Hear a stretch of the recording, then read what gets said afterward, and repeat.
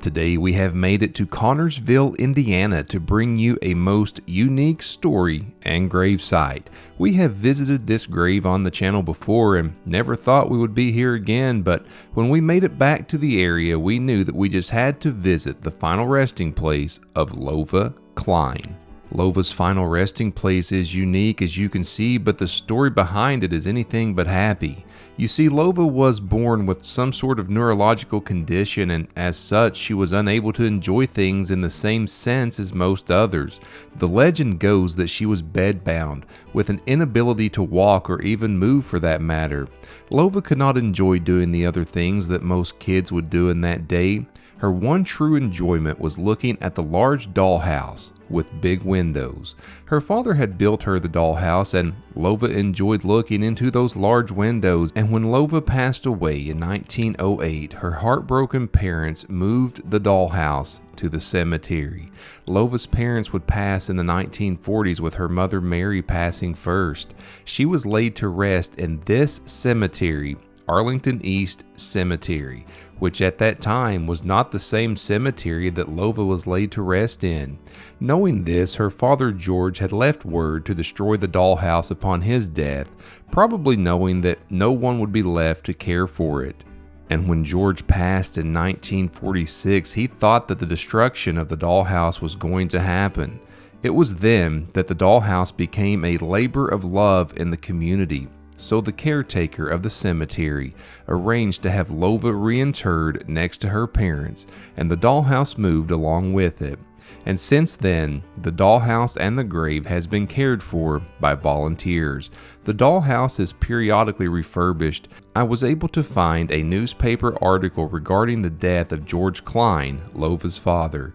It would state that he passed at 79 years old, and he was found deceased at his farm. The coroner would say that he passed from natural causes. It also listed him as a former resident of Connersville, where we are today, but he had moved due to his poor health. I would also find an article of the death of her mother Mary.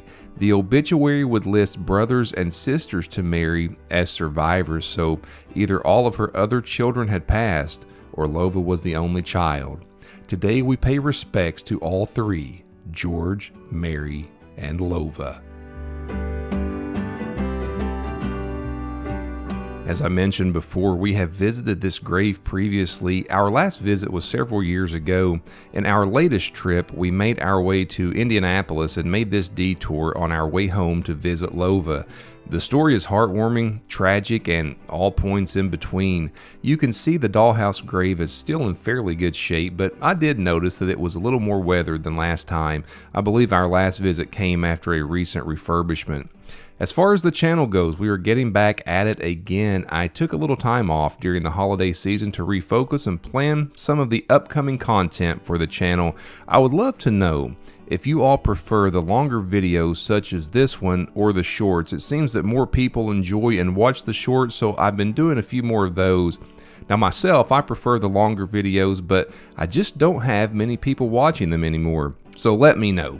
The good news is I've got a lot of content filmed and ready to be edited, and as always, I am bringing that content to you, so expect more out of me in the coming year.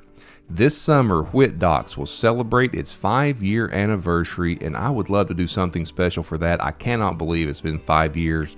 As always, thank you for watching.